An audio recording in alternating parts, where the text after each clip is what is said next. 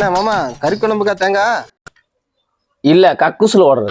கறி குழம்பு தானே வென்று. குடும்பமா நான் வெட்டி தரேன். உனக்கு எதுக்கும் அவ்வளவு பிரச்சனை? மாமா அதெல்லாம் எனக்கு ஒன்றும் பிரச்சனை இல்லை, கொடுங்க. சரி இந்தா வாங்கி வரேன். மாமா மின்னல். என்னடா இது மதுரைக்காரனுக்கு வந்த சோதனை?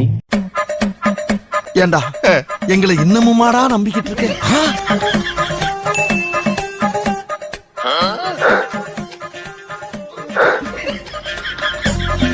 ஓ குரலி வித்தையா?